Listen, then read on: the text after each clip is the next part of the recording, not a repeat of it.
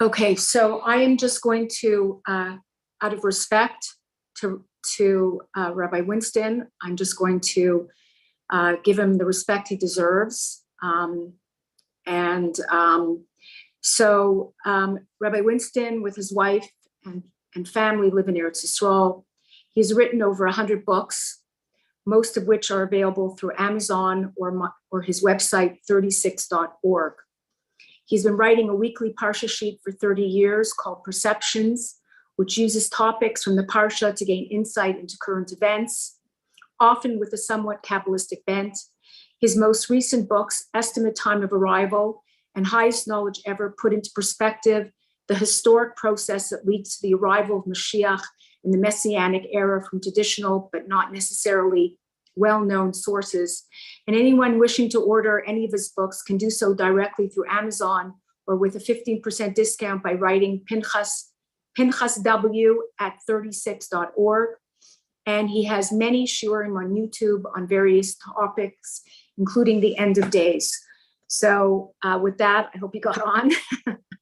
With that, I feel very, very privileged. Thank him so much. We all have tremendous hakaras hatov for everything that Rabbi Pinchas Winston does for Klal Yisrael and for taking out his time today to come on and sharing with us.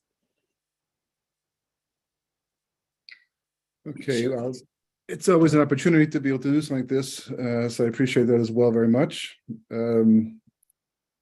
It's somewhat of a difficult topic because basically, we're talking about trying to find some kind of nechama for the situation as it exists today, what's going on today, and there are families that are suffering. For most of us, it's the news, and we can feel it. And even within 1 week, we kind of move on somewhat. And until chas v'chalila affects the family directly, then of course it's more long term. So it seems kind of empty and artificial to just come up with words or something that basically, just to smooth over the bumps that we're undergoing and having to pass over on the way to Yemos Mashiach. There's many points to address, not on this time. A lot of the books I've written specifically because that's where I have the opportunity to take the time to lay everything out clearly as much as I possibly can, and people can read at their own rate, their own pace, and get a much larger picture. But I want to just touch on a few important points today since we have this opportunity. One that I actually didn't think to begin with, which I'd like to begin with because I think is very important. I happened to see it again on Shabbos. It's a point I'm familiar with and has been brought up by many people over the last several decades. But I think it's very important also to understand it in terms of the perspective of what's going on. Obviously, for thousands of years, we've been waiting for Mashiach to come. There are Tanayim, there are Gedolei Ador who have made calculations, including the Gra, the Ramchal. Times have come and gone. We know that there are two possible times that Mashiach can come, either Achishena or Be'ita, which means either hastened early, the Gemara says in Sanhedrin, or at the last possible moment, as time slips away, we come closer to the end. It seems that we're moving closer to the last possible moment, although that Rabbi Shlomo Eliashiv, the Leshem, explains that even the last possible moment will still be somewhat early compared to what it could be. But the Gemara in Megillah actually is discussing the order of the Shemona Esrei. Why, Chazal, the Anshe Knesset Gdola, the men of the Great Assembly, when they were putting together, there was over 100 people. Many of them were Nevi'im, prophets. So it wasn't simply a question of personal choice, but they also had a lot of Siyata D'Shmaya to be able to do it exactly as it had to be for the sake of tikkun of the individual and of the Jewish people, and preparing for the ultimate arrival of Mashiach and the ultimate level of existence that we're trying to get to.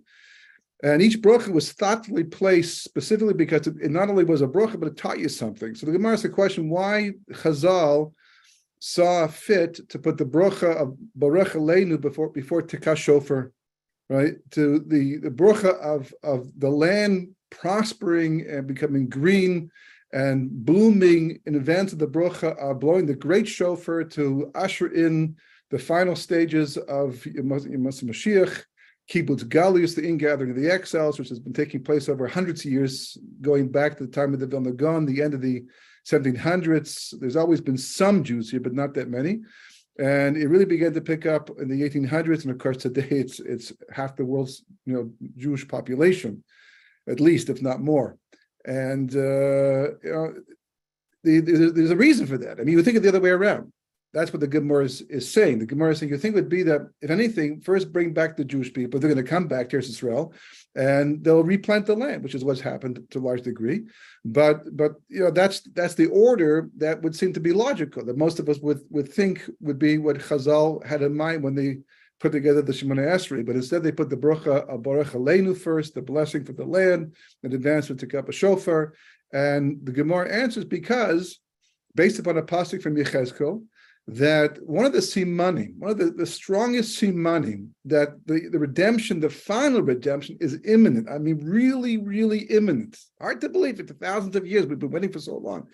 Greater people than us have seen the time come and go. But we have one major advantage, and that is we are the generation living so late in history. That's always a very important point to bring out. We might not be worthy of it in terms of our individual schuyot, but certainly in terms of where we are historically, that it's very fitting for us to actually witness and experience this. But the Gemara says that if you want to know if that's what's going on, take a look at the land, because for thousands of years, this land has remained fallow. For thousands of years, Eretz Israel is one of the most strategic places in Eurasia that a nation can conquer. It's the doorway to the east to a large degree. It's north, south. I mean, you look on a map, it's like a hinge between three continents.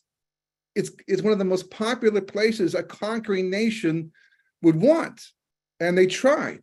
The Romans, before that the Greeks, and all everybody, the Persians, all the conquering nations have tried to settle Eretz Israel and make it work for them.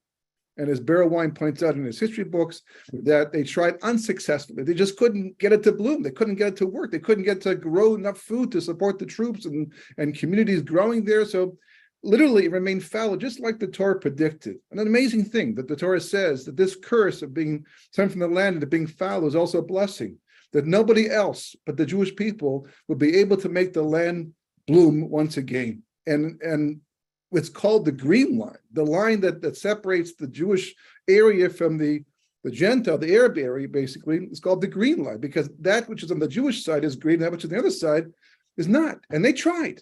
I mean, they didn't try as hard as we did necessarily, but they certainly tried. Everybody wants to plant trees and get fruit and vegetables and have cows and things like that. It just didn't work, because the pasuk says that HaKadosh Baruch Hu is only going to allow the land to come back to life again in advance of the returning exiles, in preparation for the returning exiles. The miracle is going to begin before they even come back, and then after they come back, they're going to be successful. So the rest of the world just sees technology. I mean, the Jewish people are smart people. They don't have the resources. They're surrounded by hostile enemies who tried several times to fight an existential war to push us into the sea or kill us, and to have all those things working against us, and yet to be so successful in developing it, not just in terms of produce, but in terms of the highways and the buildings. I mean, there's cranes everywhere, all over the place. And that's a prophecy. It's a prophecy that's very strong. The Ramchal and the Gra, and they bring it down, and they really emphasize it, because it wasn't happening in their time. The Gra sent his students back to Eretz Israel to begin that process. But when they got here, it was barren, and there was no food, and it was dangerous, and there's malaria and diseases and all, and they tried very hard to get it going, and they did, but they suffered tremendously. And here we are today. So where are we holding historically? According to the Gemara, this is the Gemara. It's not my personal opinion. It's not somebody else's opinion. This is the Gemara is saying it. And then the Vilna Gaon and the Ramchal before him, they emphasize this point that the land is developed and it's growing and it's being successful in that respect. And you have to assume the Mashiach is imminent. And a lot of people feel that way. And in the books that I've written, I've explained, based upon certain things from the Zohar and other commentaries, the Gemara, how we know that we are clearly towards the end of history. And we hope for that. I mean, people talk about it, and we have brochas, and people stand up and give a drush on Shabbos and end up by saying that Mashiach should come quickly in our time. And it's a very difficult thing to imagine, because if you look at the world today, it seems so far from that goal. If anything, it seems to be going in the opposite direction. And again, the Vilna Gaon and Ramchal, they address this issue. It's all part of the prophecy. So in that context, they were back in Eretz Yisrael, and we have the land, and we're living here. And a lot of problems, and now, of course, internal problems too within the Jewish people themselves. But none of this is new, by the way. Nothing happening today is new at all. Anybody who knows Jewish history knows that this has gone on several times. I mean, the Jewish kingdom of David and Melech, right? And then Shlomo Melech was divided into two parts, the northern kingdom and the south kingdom. The south kingdom was Yehuda, Binyamin, and Levi. The north was the other tribes, the 10 tribes. They didn't live by Torah. They fought against, they believed, they knew that God existed, but for some reason they were able to ignore him. And they survived for a while until they were finally exiled from the land. But this idea of division, left, right, all these things like that, even in World War II, we had capos. It's not a new thing. In fact, the Gemara says quite clearly that there are three major chutzpahdik things in the world, but one of the most chutzpahdik things in the world of all are the Jewish people who don't have Torah. That Torah gives us the ability to rein in our powers and channel our energy in the proper direction towards the service of God. But without that, we're not naturally civil necessarily. We're not naturally, able people. The Torah takes our koyach and helps us to achieve that. But without it, we can be the most chutzpahdik people in the world. Again, so nothing is new under the sun, not here, not anywhere else in the world. It's new to us. It's new to us because we are a generation that has been very blessed. I mean, one of the most blessed generations in probably 3,000 years of Jewish people, outside of study at Mount Sinai, the Torah, and everything that's gone on for the Jewish people in a very positive way, getting the land, building the Beis Hamikdash. But in certainly in recent times, the last couple hundred years, for sure, compared to Europe, we are a very, very, very, very blessed people. We were post-World War II, most of us, and we witnessed the world, undergo a rebirth. And on top of that, we were able to prosper, and in the diaspora like never before. We've never had as much money on an everyday, at least in recent times, and as much freedom and as much acceptance. So to see the return of anti-Semitism is devastating. We thought it was over. After World War II, we thought that was it, no more. And to have the land back and to develop it and have so much going in our favor for such a long time, and then all of a sudden have to talk about giving up sections of it, chas v'chalila, and people who make aliyah die in the process of being here, it's a blow to us. And it reminds me of Gemara in Gittin that we actually, usually learn on Tisha B'Av, because it deals with all the issues of Churban Bayis Rishon, Bayis Sheni. Actually, talk about Churban Bayis Sheni here.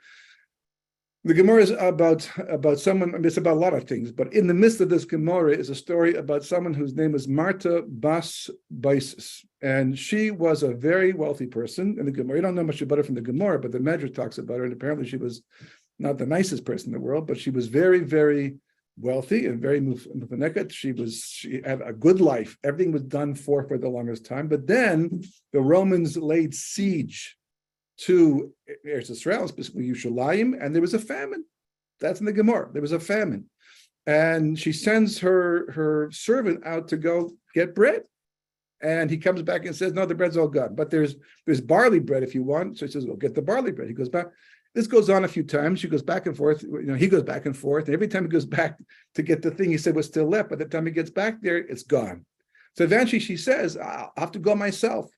And she goes herself, and she leaves her house. She leaves the comfort of her home, and along the way, it's a machlokas exactly what happened to her. But the main opinion seems to be she steps on something not very nice, something that could disgust anybody for that matter, but it wouldn't kill us. I mean, you go to a hike somewhere, you walk through the streets, not every place is clean. So she stepped on something, but it was such a shock to her that she died as a result of it. And the Gemara goes on. It doesn't deal about it. The Gemara can have all these stories in a matter of 2 sentences without giving details, but it expects you to think about it. It expects you to go behind the scenes and think and ask questions to learn something from it. And one thing I personally learned from it, I'm sure many as well, was how you can get used to something very positive and very good and very comfortable. And before you had it, you could live without it. And the fact that you didn't have it didn't bother you that much. But once you did have it, you have a good lifestyle and you become comfortable and you're able to be successful. There's always setbacks, there's always tragedies along the way. But overall, it's been very positive for the Jewish people for the last 50, 60 years, including in Eretz Israel. And then all of a sudden, it starts to go the other direction. It comes as a shocker for us, because we don't know that. We haven't lived through that. But in Europe, 200 years ago, it was commonplace. We know stories that people used to marry off their children, at the age of 13, 14, 15 years of age. They didn't necessarily move in together at that time, but they were married, or at least there was kedushin that was done to make it official, and there was dowries put aside, because you didn't know if tomorrow they would be there or the dowry would be there, because they're constantly being pillaged and attacked. That's what it's like in Europe. Famine, the lack of food, that just to find a bone that tasted like meat, forget about the meat itself, it just tasted like meat, was something special. It was l'chava Shabbos kodesh, put in a pot of water. And of course, Jews that went to the Holocaust, I'm sure today is in a sense, very appropriate timing of it. It wasn't planned that way, but we know what it's like to suffer as a nation, not as individuals necessarily that much, but as a nation. And that's really the Jewish history for the last long, period of time. And Rabbi Eliashiv, he once said, and it's been quoted often by many people, that Eretz Israel was founded on the ashes of the Holocaust. Because we know, without that, historically, things wouldn't have unfolded the way they did. Even President Truman, for example, he pushed to have Israel accepted as a state, and the nations, the family of nations, because of the Holocaust. I mean, he had Jewish connections, but the Holocaust was it pushed him to believe that going back to Israel was the fulfillment of a prophecy from Parshat Kisava, that we'd go through all that we did and then come back to the land. So we pay prices. We pay prices for Gula. We pay prices for everything in life. I mean, everyone has to pay. You could try and cheat the system. And maybe when it comes to universities and exams and jobs and things like that, you can sneak things by employers, but you can't sneak it by God. There's certain prices that we pay, and we know that. And we even accept that. We even accept it.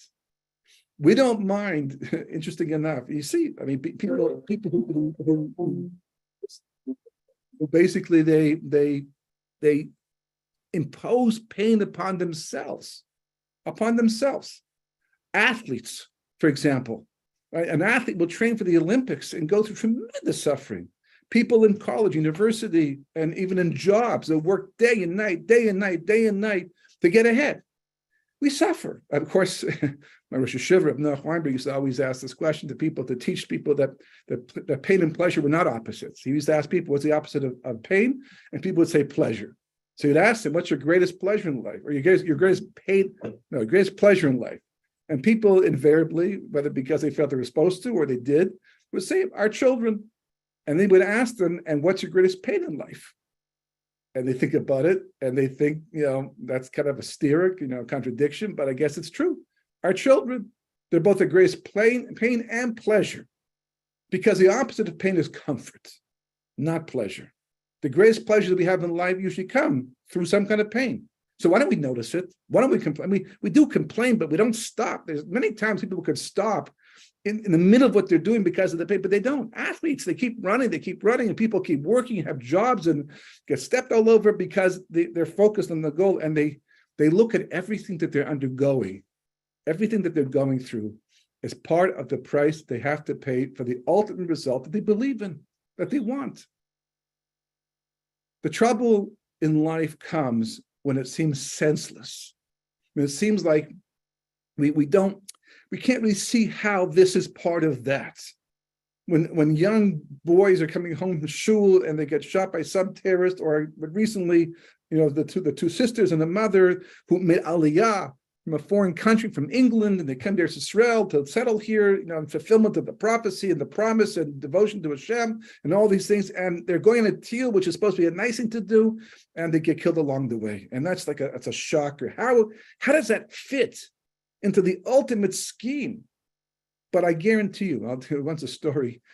that Rabbi Yaakov Weinberg, the Rosh Hashiva of Ner Yisrael in Baltimore, he was once giving a shir, and somebody asked him about Sipora in the Chumash, right? Because it was Parshas Balosecha, when Nadav and Avihu, not necessarily,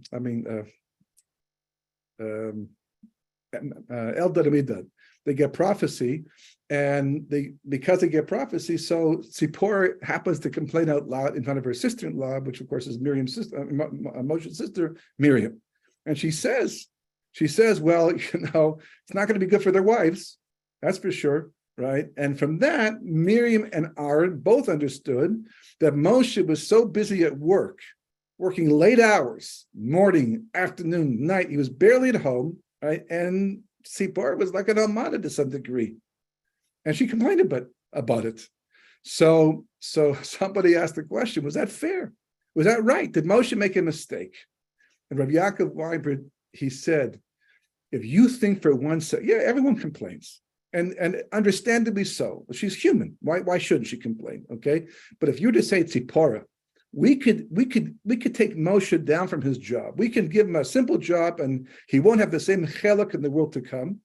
Or you can divorce him and get married to someone else, God forbid, and have a happier, more peaceful life and not have the same chelak in the world to come. Would you take it? And the answer would be absolutely not. Absolutely not. Are you kidding? To be married to the great Moshe Rabbeinu, to be with him in the Lom Haba, on the level that he's going to be on because of all this is nefesh. And I'll just get anyhow more schar. I'm sorry for complaining, but I'm human. So what are you going to do? Same thing. If you were to ask these two girls, if you could somehow contact them, we don't do that type of a thing, but if you could and ask them, was it a worthy sacrifice? Without second thoughts, yes, absolutely. Because when you're in this world, we live in a slice of time, our own personal worlds and pictures and of how life should be, and it doesn't fit into our perspective of reality, how things should be according to what we see. So therefore, it bugs us. It really drives us nuts. But when you leave this world, I mean, the way a person dies. And Rabbi Akiva, the great Rabbi Akiva, he at the age of 40, he becomes a Baal Tshuva. He sits at the back of a class in Kita Aleph with children as an adult, learning Aleph base. And he works his way up in 40 years to become the greatest teacher the Jewish people ever known after Moshe Rabbeinu.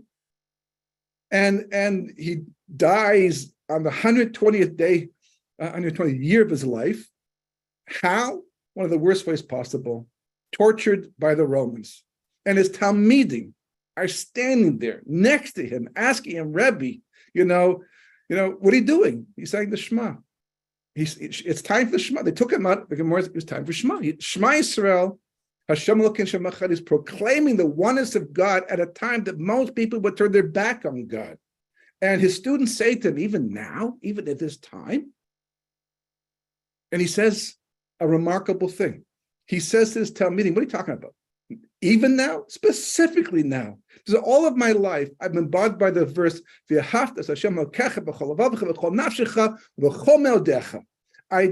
b'chol levavecha, I did b'chol modecha, but b'chol nafshecha, I understood to mean with your life, and I can't kill myself for God. But if it happens, and I go out in a blaze of glory, literally, what an opportunity. The question is, again, a classic case where the Gemara doesn't explain certain things that you really should focus on. The question is, his Talmidim were not like yeshiva bochers you might find today who might be weak in their bitachon emunah. They were the next generation of Gedolei Hador if they weren't already Gedolei Hador. And they're asking him even now? I mean, what do you mean even now? Specifically now. There's no such question for people on that level. So what are they asking with that question? They're asking, Rebbe, you have that kind of clarity even here. I mean, I know why you're saying the Shema. We know that. We accept that. And this is how Jews go out. Even people on much lesser levels, being the Holocaust, people said Shema Yisrael as they were dying, because that's what Jews do. So that's not the question we're asking. But the fact that you have such clarity about God's oneness at a time of such terrible, torture and well, the bad guys are winning and the good guys are losing after all the even the angels, the Gemara said, complained. So you should know it's one of the most Kabbalistic stories. It's part of the Musaf.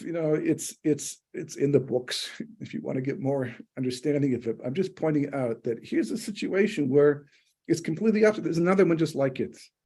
Rabbi Taradian, one of the 10 martyrs also, is being killed by the Romans. He was teaching Torah, the Rabbi, in public, doing the right thing at the right time, in the right way, being Moser Nefesh, sacrificing everything, and he gets caught by the Romans. Nothing happens without God's permission. The Romans can't do anything that God doesn't sanction. So this happens. And they take him, and they take that Sefer Torah, they wrap him in it, and they put wet sponges on his body all over the place, so that the fire will take longer to burn him to death. And they light it, and he's burning. And his daughter, which is Bruya, says to her, Abba, to see you like this is so torturous for me. And he answers back and says the following thing. He says, my daughter, he says, if it was only me burning here, I got to understand how difficult, but there's a Sefer Torah burning with me. The same time, God's Sefer, his holy word, is burning together with me. What an opportunity, what a schus. Such a Kiddush Hashem. And if the same way he's going to avenge his Sefer Torah, he'll avenge me too. And somehow that comforts her. And then his Talmidim say that famous line, Rebbe, what do you see? And he says, I see parchment burning, but I see letters floating up to Shemayim, up to the sky. Meaning that they can burn my body, but my soul is eternal. These people are going to live and die, that's the end of them. But I'm going to want forever. And this is just my threshold, my passageway to that next level of reality.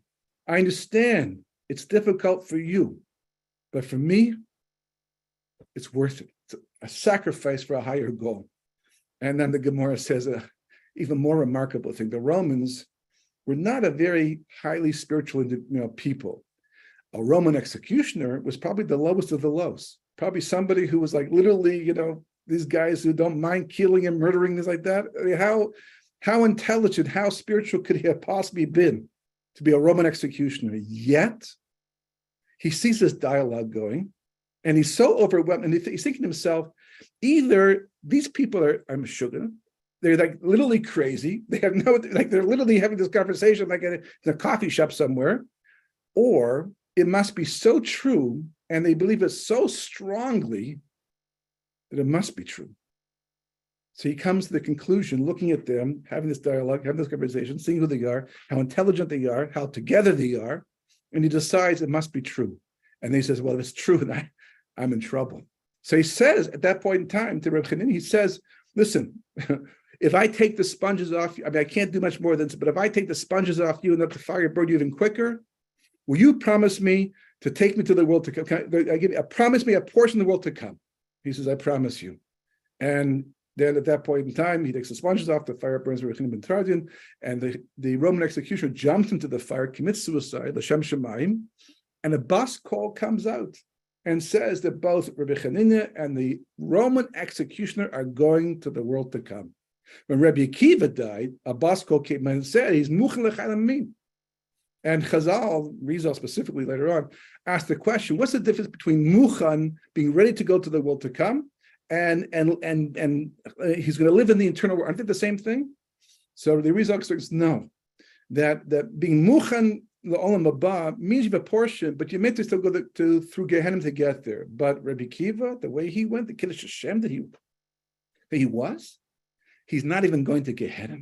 He's a person who his parents were converts. He became a Baal Tshuva late in life, but he reached the highest heights of possible through that moment.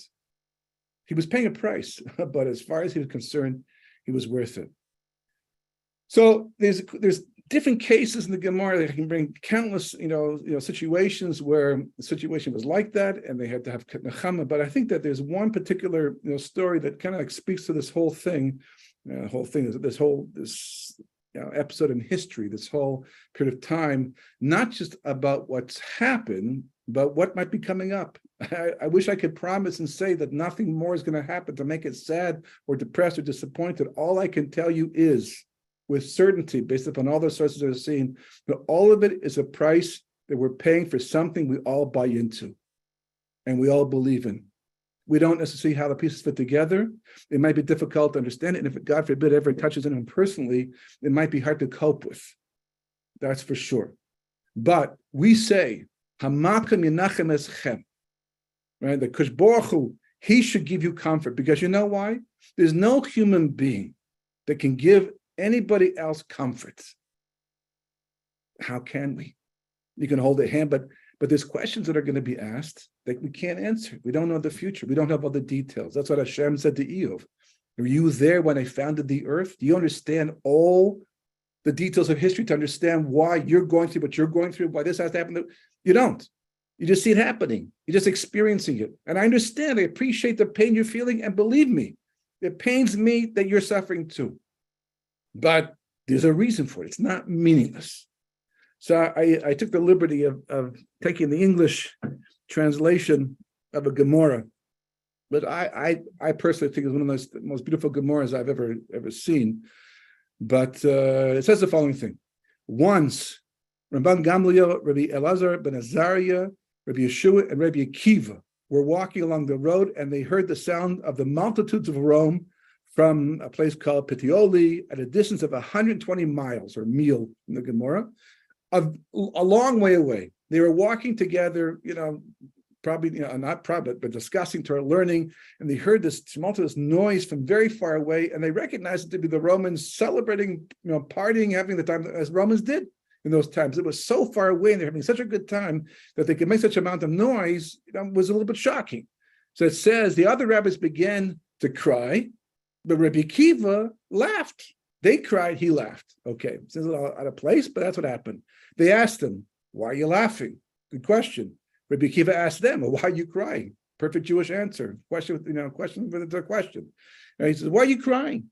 They told him, "These Gentiles who bow to false gods, and the stool of our God, the Beis Hamikdash, is burned by fire. We shouldn't cry." Everything we're hearing is just a reminder of what we've lost. We may have become somewhat desensitized to, that it was destroyed, and probably not, but at least we're moving on with it. And now, with this happening, it opens the wound all over again, and we're feeling terrible about it, right? So, of course, we're going to cry over the destruction of the Beis Hamikdash and the fact that they are having the time of their life. So Rabbi Akiva says, that is why I'm laughing.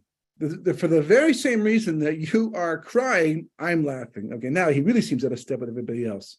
He says, if for those who violate his will, it is so. If the Romans who don't believe in one God and they're doing all kinds of terrible averas and they're killing and murdering, pillaging and all the and Hashem allows us to do this for the time being, he says, how much more so for those who perform mitzvahs and do his will. If they can celebrate like that, now we will be able to celebrate even more, because HaKadosh Baruch Hu, of course, wants us to celebrate eventually. So it says, on another occasion, they were ascending to Yerushalayim. When they got to Mount Scopus and they saw the site of the Beis Hamikdash, they tore their clothes in mourning. When they arrived at Har Habayis, the Temple Mount, they saw a fox emerging from the Kodesh Kodeshim, the Holy of Holies. They began weeping. They started crying again. But Rabbi Akiva again was laughing. They said to him, "Why are you laughing?" And he said to them, "Why are you crying?" Right? It wasn't exactly the same date, but the same discussion. So they answered, they said, "This is the place of which it is written in Bamidbar, and the non-Kohen who approaches the Kodesh Kodeshim, anyone who goes in the Kodesh Kodeshim, right, or even the Kodesh, if it's not a Kohen, right, he's Chayiv Misa, he's going to die. And now a fox walks in it. I mean, the ultimate in disgrace, bizoyon to HaKadosh Baruch Hu, to the Holy of Holies, and to the Jewish people. In good times when it's functioning, a non-Kohen cannot enter the sanctuary, the Kodesh, and certainly not the Kodesh Kodeshim. Even a Kohen, regular Kohen, can't enter the Kodesh Kodeshim. Only the Kohen Gadol and Yom Kippur. And a fox is coming out of it right now. And that's not reason to cry. He told them, that's why I'm laughing. For the same reason you're crying, again, that's why I'm laughing. As it says in the pasuk in Yeshaya, and I will take to me, this is Hashem speaking, I will take to me faithful witnesses to attest, Uriah HaKohen and Zechariah ben Yibrachayahu. Right? So Rabbi Akiva asked, that's the pasuk. That's all the pasuk says. Okay? Rabbi Kiva asked the question, what is the connection between Uriah and Zechariah? Uriah, first of all, lived during the one of the first Beis Hamikdash, the first temple, and Zechariah, he lived during the second temple. So how do you put them in the same pasuk? They lived in completely different periods of time. So what's the connection between the two of them? So he answers, rather, the verse establishes that the prophecy of Zechariah is dependent upon the prophecy of Uriah. In Uriah, it says, therefore, for your sake, Zion shall be plowed as a field, and Yerushalayim shall become rubble, and the temple mount as the high places of a forest, which, of course, where foxes come out of. And that's exactly what they were witnessing, the fulfillment of a negative prophecy right there, right? In Zechariah, it says, however, there shall yet be elderly men and elderly women sitting in the streets of Yerushalayim, right? Talking about the Gula. So Rabbi Kiva concludes and says, until the prophecy of Uri was fulfilled, I was afraid that the prophecy of Zechariah would not be fulfilled. As long as the negative prophecy had not come true, how do I know the positive prophecy is going to come true? Even though we usually say that anything that comes out of Kosh Baruch Hu's mouth, Kivyochol, for something positive always has to come true, but nevertheless, he's concerned. Maybe there is a big concern. Maybe, they're sort of interdependent that if one doesn't, that's what he says. That's the questions. He says, but now that I've witnessed the prophecy of Uriah being fulfilled, I'm seeing the flocks come out of the Kodesh Kodeshim and seeing the destruction of the Beis Hamikdash. I see all that has come true as prophesied by Uriah during this month, the first Beis Hamikdash. He says, now I know, it's evident, it's clear to me that the prophecy of Zechariah is also going to come true. We're going to see a redemption. The Gemara ends up with beautiful words. In Hebrew, it's Akiva Nechamtani, Akiva Nechamtani, right? Which literally means, Akiva, you have comforted us. Akiva, you have comforted us. And the Gemara, the Masechta Makos ends right there. Beautiful ending to the Gemara. The only question is that that's all true and it makes perfect sense, and why not? But how is it comfort? I mean, the prophecy of Zechariah clearly didn't come true in their lifetime. We're talking over 1,000 years since they created this story and they experienced this experience. And here we are, we're still waiting for it. Okay, I agree. At some point in time, the prophecy of Zechariah will come true, but not in our lifetime. So how am I comforted? I'm going to have to live through the negative prophecy and all this, and there's still more to come, right? But eventually it's fine. That generation, they'll be blessed to be comforted. But how did he comfort them here? And the answer is the same thing we've been saying the entire time, is that we don't mind. I mean, we don't have to go looking for it. You don't have to die all Kiddush Hashem if there's no reason to. Better to live all Kiddush Hashem. Much bigger mitzvah, to do mitzvahs with kavana, and as if you believe them and not just by a rote, you daven with kavana, and you show you believe Hakadosh Baruch Hu is listening and He answers to tefillas. Much better. That's living by, that's a living Kiddush Hashem. But if we have to, I heard a story years ago that had such an impact on me, this very day, also very fitting for this time. Someone actually had written to me from the States. He was a Holocaust survivor. This goes back about 30 years at least. And he sent me, I guess he had read one of my books, one of my earlier books. I hadn't published him in books at that time, but he must have got a hold of one or something. And he sent me a manuscript of a book that he had written about his experience in the Holocaust and how he survived, and asked me if I'd be interested in publishing it. And at that, I've never really published anybody else's sefer, just my own works, and I regret that now. I wish I'd done it for him. Hopefully someone else did, if I ever saw it, but would have been a big schus. And I didn't read the whole thing, but I did read, certain parts of it, and it was definitely captivating, only because of what the description. There's no fancy writing, just descriptions of realities. You're trying to imagine and put yourself into that position to relate to it. But there was one story that really, literally froze me in my chair, and it was very hard to hold back from responding to it. And he talked about how during one of the roll calls in one of the camps, I don't remember which camp it is, but they all the Jews were lined up, in their pajama things that they had to wear, and the commandant, who usually was always a masochist, a sadist, a sadist, Halavai was a masochist, but he was a sadist, and they would berate the Jews, and they would beat them up and they make fun of them and all that. And this guy, he was no different. He came out and he walked up to a rabbi and he said to this rabbi here, Rabbi, where is your God now? Where is your God now? That's the question he asked him. That's the only question. Thinking like, what's behind the question? Look, you're the Jewish people. You say God's on your side. You're the chosen people. Look what's happened to the chosen people. Here you are in my camp. I'm running the show. I can do whatever I want to you, and you can't stop me, right? And God seemingly is not stopping me either. You just look at the Nuremberg trials, listen to the stories. They got away with a tremendous amount. Before it was finally stopped, and this rabbi, without skipping a beat, without hesitating for a single moment, just did this. As he described, just pointed upwards to Hashem, meaning that you haven't proven anything. We have a Torah, Parshas Bechukosai, Parshas Kisavo.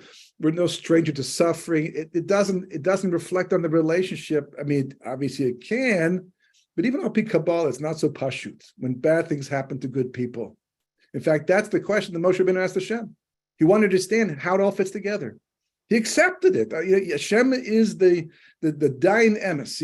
Everything he does is the way it's supposed to be. But I'd like to understand why it has to be there and how that fixes the situation. So some things he told Moshe Rabbeinu, but the Gemara says, Rabbi Meir says in the end, was left unanswered. And since then I've seen, Svarim that explain why that's the case. Nothing to do with Moshe Rabbeinu except the fact he's physical. But there's schus to know. But the answer, the information is really beyond human comprehension at this stage of history. We have to wait until the Messianic era to get those answers. So all we really have is a makim menachem. That Hashem should comfort us and give us whatever we need to be comforted. But this rabbi points upwards and says, there's no proof here. I believe in God as much as ever before. No matter what you can do to me, what you will do to me, he does this. And this Kambadan literally goes bright red. He's so angry. He thought he broke this Jew. He thought he was making fun of this Jew. And he gets so angry. Literally, he kicked this rabbi to death on the spot. That's what he wrote in the book. And you can imagine this going on. Here's a man who is like literally Moser Nefesh, Al Kiddush Hashem to the very last second. And if you were to ask him, would he do it again? Without hesitation, he would do it again. Why? Because he knows what's at stake. He knows what he's giving up. He knows why he's giving it up. He understands all of that. And it's worth it to him. And that's what Rabbi Akiva did for his colleagues, for his chaverim, who were Gedolei Ador at that time, who despite all their vast knowledge of Torah still had problems. One of the schuyot to bring a Baal Tshuva. Sometimes you can bring a fresh outside perspective that someone who's born from birth doesn't have. As the Gemara says, right? The place of the Baal Tshuva stands, even Tzaddikim Gemorim can't be, not because they're not worthy, not because they're not Tzaddikim, but because Baruch Hashem, they did never sin before, or not that much. They don't have that outside experience, but a person who does and comes back and brings that knowledge with them can think a fresh perspective, and that's what Rabbi Akiva offered them. He showed them how you have to understand everything that we're going through, everything we've gone through, everything that we will go through, it's all part of a master plan that's all been worked out. There's nothing random, nothing meaningless, as long as you will to be part of it. That you say, I trust the process. Those are the three words. I trust the process. That's what Rabbi Akiva said. I trust the process. I believe in it, and I understand that Kadosh Baruch Hu is running it. He never takes his finger off the button for a second, his hand off the steering wheel. He's always constantly directing and guiding. I don't understand everything, and it hurts inside a lot. But I trust the process. That's the only comfort we have, the only comfort we can give. Because beyond that, it's up to Kadosh Baruch Hu. What he tells us, what he shows us, what he allows us to understand. Ultimately speaking, what it really comes down to, bottom line, is something that we see in the Chumash also. The Chumash says that the Moshe Rabbeinu came down from the mountain and he had to deal with the golden calf and the disastrous episode at the foot of Kabbalah Torah. He says three words. Me l'shem elai. Right? Whoever is for Kodesh Baruch Hu, come to me. Of course, B'nai Levi come. Today, just leave with one more story. But the story that I heard that Reb Shimon Schwab Zatzal, when he was still a bocher, was going to America to start up, to learn over there and to go to Shiva, and eventually became a Rav of Shul and got a Lador. And he went to get a bruch from the Chafetz Chaim before he left. And the Chafetz Chaim said to him, he said, why aren't you a Cohen? So Rav Shimon Schwab thought he maybe, he said, because my father's not a Cohen. And he says, and why was your father a Cohen? So he said, because his father wasn't a Cohen. And at that point in time, when the Chafetz Chaim says something, why wasn't he a Cohen? So then he realized that the question he was asking was not one to do with yichus, wasn't to do with family lineage, whether you're a Cohen, a Levi, or Yisrael, something deeper going on.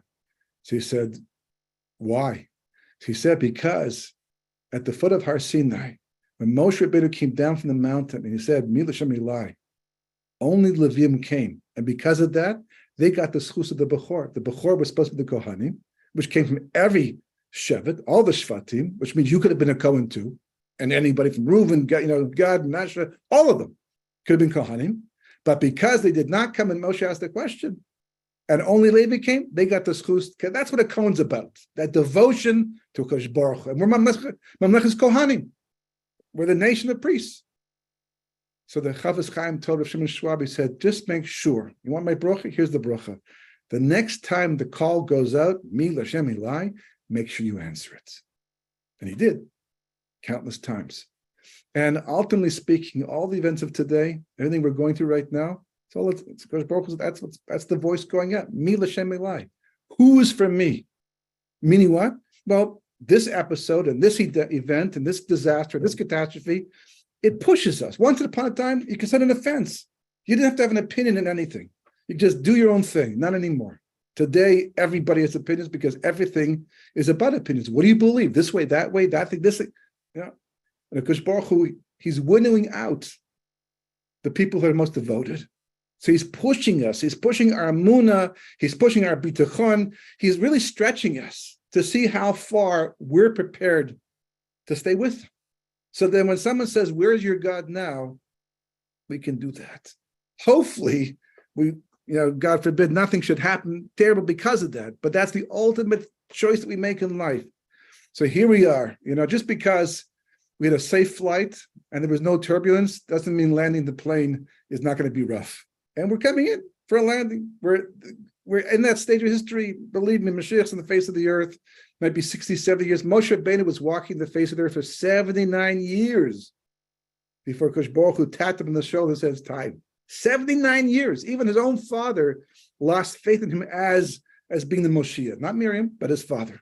Eventually, he proved himself, and we realized all the entire time it was all called the Yemasa Mashiach, even when he was born, back at that time, and was forced to flee for his life. It's all part of the Yemasa Mashiach. So what do we know?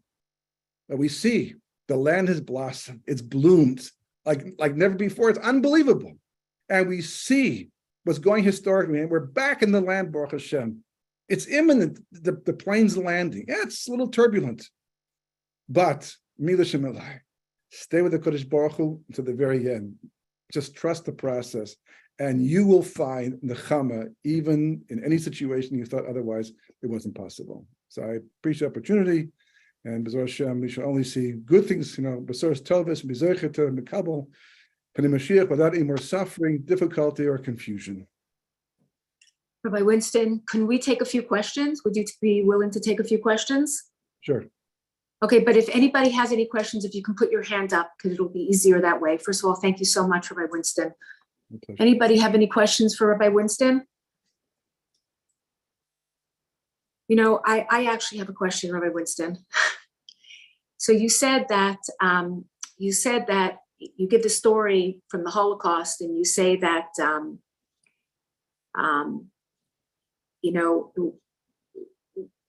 that no matter what, we stick around. But if you look at the effects of the Holocaust, right? You had a whole generation that actually, most of the generation that was preceding the generation now in America were Holocaust survivors. Right. And most of that generation left Yiddishkeit, right? The people who survived the Holocaust came out of the Holocaust, and they came with nothing. And a lot of them had had no belief. And even some of them that did have belief, they came and they had to work on Shabbos because they had nothing. They had no choices. And, they had to start from nothing. And the generation that came from them was a generation that literally that knew nothing. And subsequently, you have even a generation from that comes even, that's even coming from that's even worse. Yeah. So that's part of the winning process is also to do with the erva, the mixed multi. There's a lot of issues to do with the question you're asking about. I'll just say one particular, point in the Gemara. The Gemara says that Yeshaya was sent to Chizkiah Melech and to tell him that he not only was he going to die in this world 15 years early, but he had lost his chelik in the world to come. Why? Because he wasn't getting married and having children. There's a derisive mitzvah to have children, and he wasn't doing it. So Chizkiah said, well, I'll tell you why not. You're a prophet. You should know this already. I'll tell you why not. Because I had a prophecy, and for all I know, he got the prophecy through Yeshaya. But he said a prophecy that a son will come from me, who will undo. And my father was an idol worshiper. He was an epicurus, and I came along and fixed the situation, turned it all around. That even a young child was familiar with the halachas of tumah v'tahiris, it says. And I turned the whole country around and built all this up. And I have a prophecy that my son is going to come and do all of it and take it all back to where we're supposed to be, or where it once was before I fixed it all up. That's what he says. So I was going to touch upon this today, but it's not enough time to go through all the ideas. Again, they're all in the books. The Gemara says that Ishaya says to him, he says, basically, mind your own business. Meaning what? He says, what business do you have with kavshut Rahmana? Which literally means the secrets of God. Kavshut is to suppress something. Rahmana is like the merciful one, God. But it's an expression the Gemara uses, and he says to him, he says, what are you dealing with the secrets of Hashem? It's not your business. You have a derisive mitzvah to get married and have children. That's your job. Raise the child the best you can to be a Torah Jew. That's your job. Whatever happens to them after that, it's not your business. If you did what you're supposed to do, the rest is completely hashgacha pratis. And even what you do is hashgacha pratis, but at least you have a hand in it to some degree. That's what he says. And he goes ahead and he says, I'll tell you what, let's make a deal. I'll marry your daughter, who's a tzaddikus beyond belief, right? And between me and your daughter, maybe we can avert this whole thing. No, Menashe is born. And for 22 some odd years, he turns the entire nation to idol worship before finally doing tshuva and fixing things up. But the heartbreak that his father must have gone through in the nation and the whole Rabbi Menashe stripping the country of all its ruchni is unbelievable. And the Gemara calls it kavshut Rahmana. It's another story in the Gemara, right? The Gemara says that Moshe Rabbeinu goes up on Har Sinai, and he says to Hashem, why are you tying crowns in the letters? And Hashem says to Moshe Rabbeinu, because there's going to be someone called Akiva ben Yosef in the future is going to come along, and he's going to transmit all kinds of halacha through these hints that I'm putting into the letters themselves. It's a very Kabbalistic story, but that's the basic idea. So Moshe Rabbeinu says, show me him.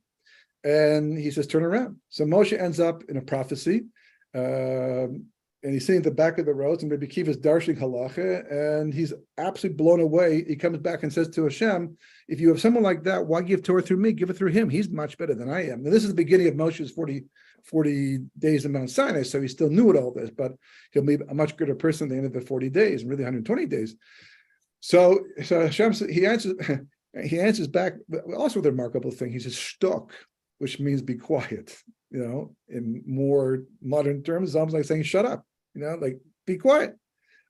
This is what went up in my mind to do. There's if you read the Gemara on a pshat level, the Gemara is saying, Hashem says to Moshe Rabbeinu, be quiet, like mind your business. This is what I want to do. None of your business. That's what it sounds like. So Moshe says, fine. You showed me his Torah, now show me his reward. So he says, turn around again. He turns around again, and this time he sees Rabbi Akiva being raked with combs and his flesh being sold in the marketplace. I mean, it doesn't get much more disgusting and difficult than that. And Moshe's he's abhorred. He's like shocked, and he says, "Zo Torah v'zo schar." That was his Torah. And that's the reward he gets for this. And Hashem says again, "Shtok ab machshel lefanai."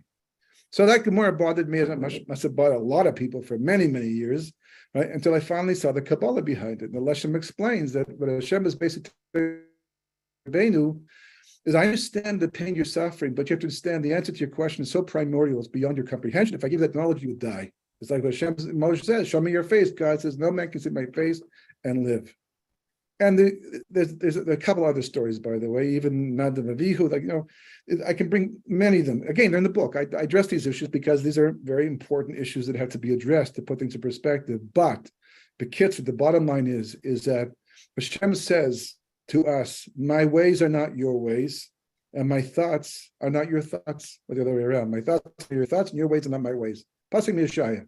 We read it on the Torah on fast days, telling us that you have to understand that when things make sense and things are civil and they run smoothly, and you raise a family and everybody walks in the way of Hashem, and everything works at the picture perfect, the way you think it should be that way, right? Then that's a gift. That's an anomaly. That's an anomaly. That's not reality. Because according to Kabbalah, right, the stage of history is tohu, is chaos, null and void. That's why people misunderstand anti-Semitism. They think anti-Semitism has gone away, but the Medrash says very clearly, it never does. Not until Mashiach comes. It's there. So why do we experience it? Because the Kosh Baruch Hu holds it back. Just like he made Lavan be nice to Yaakov for 20 years, while it suited Hashem's purpose. But the moment it stopped suiting Hashem's purpose, so then Lavan became himself again. And so did his sons. And Yaakov took off before he could say another bracha in the end. There are other Kabbalistic reasons behind that. There's so much going on. You have to understand the larger picture. But the point is we have to get used to this idea that when Hashem shares something with us and it makes sense according to what makes us feel all fuzzy and happy and good, great, But you have to understand that's not, until Mashiach comes, it's not the reality, it's not the world. And we had come off a 60, 70-year period of time of grace, so to speak, meaning because Baruch Hu he forced the nations of the world to accept us. It was very important according to the Gra for the final redemption. And he forced employers to be fair, to give us those breaks, and he forced people to pay our bills on time, even though in the past they haven't done things like that. He did all that. He forced the issue to give us the chance to rebuild ourselves after the Holocaust and contribute to the construction of the final redemption. But once that's over, then he simply pulls back. He takes his finger out of the dike, and the water comes in. And the fact that you have these questions is just proof positive of how many things happen in history, like Menashe being born to Chizkiah. Why? What was it necessary? What did it accomplish? What did it solve? Why could it be that the Chizkiah's son was a tzaddik, like so many other sons of tzaddikim? Why?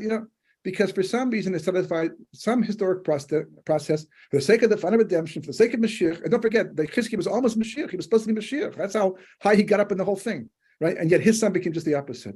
So I don't have an answer to that question. I don't, and I can't. All I can tell you is that I trust Hashem for the process. He knows the answer. And one day, by the way, it says, as a pasuk in Parshas Balak that they darshan out, that one day Kosh Baruch Hu will share a lot of that with us as we go further and further into Olam Haba. We'll be privy to more of his thinking. And we'll go look back and we'll say, oh, that's why that happened. That's why that happened. That's why the generation, they often call the people from the Holocaust who went off the derech, they're holy disbelievers. It's understandable with what they went through that they would do this type of a thing. Somebody went into the Holocaust without proper training, the proper background for things like this. So of course they're going to fall apart, pushed to such extremes. We should not ever know from such things like that. I don't understand. I really don't. I just know the structure, the framework, because that's part of our Masorah. It is Kabbalah. It's the book, Highest Knowledge Ever, goes into a lot of this information to make it clear why we do know things like that. But as to how that's a piece of the puzzle, I don't know which piece that is. You talk about 1,000-piece puzzles, we're talking about billion-piece puzzle over here. The Kadosh Baruch Hu is the only one who understands what the final picture looks like. And so that's why I say you have to have bitachon emunah. And I'll just add that bitachon emunah is not something you simply have when you need it. You just turn it on like a light switch. Bitachon emunah is like a muscle. If you don't develop it, you don't start small and build up and add to it and constantly, every Devar Torah at the Shabbos table should be about bitachon emunah today. Should always be, but specifically today. All the conversations, all the discussions, that's our whole reality, should be bitachon emunah, because that's what saves us. That's what gives us the koyach, the strength to go on and to keep accomplishing, even when it becomes difficult to do so. Rabbi Winston, do you think it's cause and effect? Do you think that history would be, that things would, that the plan would look a little bit different if the cause and effect was different? Do you know what I'm trying to say? You're saying that there's a whole big picture, but if we came into Eretz Yisrael when the Meraglim, when they said blah blah blah, would have it been this? If we accepted it, as it is now, would it be like this? Is it the cause and effect? Would it be different? Would it be different? Yes and no. Yes, meaning that on a pshat level, on a simple level, what you're saying is 100% true. This is what the Torah is telling us. If you do this, you'll get that. If you do this, and happens instead, right? Clearly, history is cause and effect. That's what we say. But Kabbalah goes back a little bit further and says, yeah, but even though it's cause and effect, for example, Yosef being sold to Mitzrayim, and it says that the whole reason why Yosef was sold to Mitzrayim, because of what reason again? Why was Yosef sold to Mitzrayim? Really, why was he sold? Well, it seems because Yaakov gave him a coat, and the brothers got jealous, and their jealousy led to them, thinking he was dangerous for the nation. They were Lechem Shemaim, thinking he was dangerous for the nation, so they sold him because they thought that's the best. They couldn't kill him, and went on to Mitzrayim. And the Medrash Tanchuma says, nah, that's all subterfuge. That's all cover story. The reason why this whole thing happened, right, is because Hashem said to Avraham Avinu, your seed, your children, your descendants will be strangers in not land, not this for 40 years. They'll be oppressed, and eventually I'll take them out. They'll go back to Eretz Yisrael. That's the whole. They had to go down to Mitzrayim, and this is the means that Hashem created. So the Gemara says, for example, Shabbos, that you learn from Yaakov Avinu that what every parent, every good parent should know: do not favor one child over another because of that, because of $2 of clothing that Yaakov gave to Yosef. The whole thing happened that went down to Mitzrayim. Really? That's what happened. The greatest prophet, one of the greatest prophets of all history, and the Bechir of the Avos, who run circles around us intellectually and emotionally and spiritually, he failed at parenting 101. So the Medrash says no. In Tanchuma, Parshas Vayeshev, the Medrash says Hashem made him love Yosef more and made him give the $2 more so that the brothers would be jealous of him and they would sell him and cause the whole family, so he become viceroy and the whole family would go down to Mitzrayim to Mekayim the verse. So what does this tell you? What does this tell you? So obviously it brings up issues of free will and things like that. Again, these are things that are not new. They're not, it's just most people haven't dealt with them because they don't go so deep into the story. Look at the Midrashim. But it tells you that what Hashem shares with us, and this is one of the most frustrating things that I found over the last while. I mean, I'm just as guilty as the next person. You just wake up and realize one day, what a chutzpah. Say, how did I ever think that me, with my intelligence, could know enough about how God works to decide when he's doing something that makes sense or doesn't make sense? Or that, someone says, I don't believe in God. Why? You checked everything in the whole universe because you understand everything about life. You read the entire Torah from top to bottom, from the Kabbalah to... No, I just don't. He's like, you're crazy? It's like you're making a decision, a life and death decision based upon nothing. Hashem shares a lot with us, and it's a big gift. But the starting point to appreciate what he does share is what he doesn't share with us, the things that we can't yet know at this point in time. So we're going to have these questions, because without these questions, there's no need for Munah. You don't need a Munah when things make sense. You don't need a emunah when history unfolds the way you expect it to, the way you want it to. There's no room for bitachon emunah. That's why bitachon emunah had disappeared in the last 40, 50 years. You know why? Because once upon a time, you needed money, there was nowhere to go. You couldn't go to a Gentile, they wouldn't give it to you. Your family didn't have it, so there's no, you pray to Hashem. You had that bitachon emunah. Today, you can have three credit cards. You can go to the bank manager, you can borrow from parents, you can borrow from family, you can just get gifts from somebody who's got a lot of money. Fundraising. Who needs bitachon emunah? So Kosh Baruch Hu is bringing that back. The pasuk in Yechezkel says, the Kosh Baruch Hu says, another simon, of the imminent arrival of Mashiach is I'm going to transform your heart of stone into a heart of flesh once again. It's been a heart of stone. That's all part of a heart of stone. But the heart of stone, you can't have bitachon emunah and feel it, because if we could feel everything that we should, we would never survive. So Kosh Baruch Hu made it hard. He hardened it for the longest time. But before Mashiach comes, it's got to go back to a heart of flesh. That pain you feel, that question you're asking, that's part of a heart of flesh. This is Hashem is doing all of this. What you witness and what you're seeing and the questions you have, it's part of softening our heart in preparation for the final redemption. I guarantee you that should we be zoich, God willing, to merit to stand there when Mashiach comes, everyone's going to go, wow, now it makes sense. I would never have thought that I could ever fit that into the picture, and you will, and you do. And then those questions will disappear, which is why free will also disappears in Moshe Mashiach. You won't need it anymore. You can't have it anymore because the truth is 100% crystal clear. But in the meantime, this is the workshop. This is where you have bitachon emunah. So you have to have situations that don't make sense. That's one of them. Wow. I think one person has a question, Rabbi Winston. Yeah. Yeah. Cheryl? Yes, hi. Yes, hi. Thank you, Naomi. Rabbi Winston, in your opinion, what is the most important avoda right now that we can do to hasten the Mashiach? Well, that's the main thing right now is to mechazik yourself bitachon emunah and to do the same for others as well. Obviously, kiruv is hugely important, but I think the period of being makar people slowed down tremendously. There was a golden era where we could go out there even into boardrooms of top companies and rabbis giving classes. But you see the economy and that was a tekufa. That's kind of changed. But the bottom line, really, there's only one of what we ever have, and that is because listen, in every relationship, there's one thing that proves the depth of the relationship more than anything else. Whether it's a husband-wife relationship, whether it's a parent-child relationship, whether it's two partners in business, how much you trust the other person, or in this case, HaKadosh Baruch Hu. Ask yourself the question: how much do I really trust him? My biggest fear, one of my biggest fears personally, and I tell you, I've struggled with this for quite a time. I've wondered if I can't say chas in the past, but if I had gone through the Holocaust, would I have been one of those people who held on to my faith, or would I have lost it? Now, sitting here right now, after having written what I've written and the talks I've given and all that, I would feel comfortable to say, no, of course I would hold on to my faith, for sure, without question. I believe in God. But I also know that when I've missed a bus sometimes, running for a bus I need to catch, I've said things like, why me on a bus? Sometimes the situation is more serious, when the going gets tough, the tough get going, and all those things like that. But the reality is that, do I really have that level of bitachon emunah to stay with the Kodesh Baruch Hu to the end? That's your avoda.